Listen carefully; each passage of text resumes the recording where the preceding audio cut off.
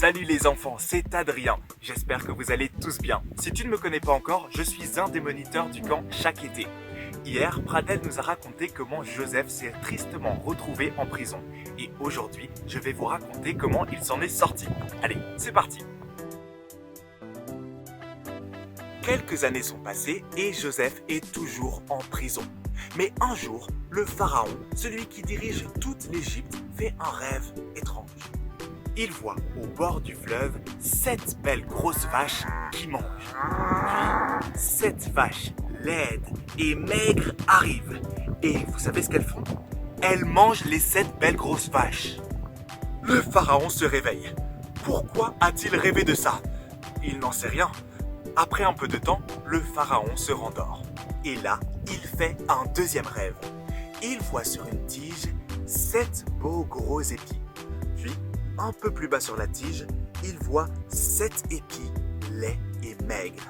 Et là, devinez ce qui se passe. Les 7 épis laids et maigres engloutissent les 7 beaux gros épis.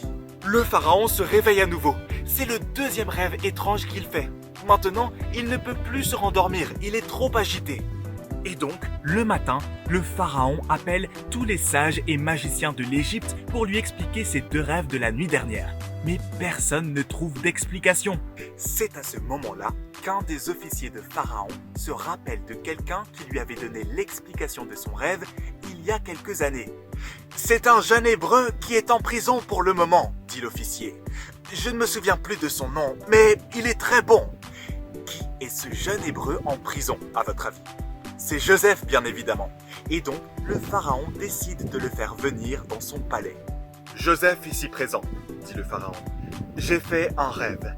Personne ne peut l'expliquer, mais j'ai appris que tu peux expliquer un rêve qui t'est raconté. » Le pharaon raconte donc son rêve avec les 7 belles grosses vaches mangées par les 7 vaches laides et maigres, puis il raconte son autre rêve avec les 7 beaux gros épis engloutis par les 7 épis laids et maigres. Joseph a compris le rêve du pharaon et il lui explique. Le rêve du pharaon est une seule et même chose. Il y aura 7 années de grande abondance, pendant lesquelles il y aura beaucoup de récoltes, et les Égyptiens mangeront à leur faim. Puis, après ces 7 années de grande abondance, se suivront 7 années de famine, pendant lesquelles il y aura très peu de récoltes, et les Égyptiens auront faim.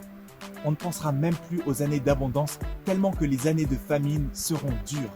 « Mais quelle nouvelle !» s'exclame le pharaon. « Les 7 années d'abondance seront bien sans doute, mais les 7 années de famine seront terribles. Que faire ?»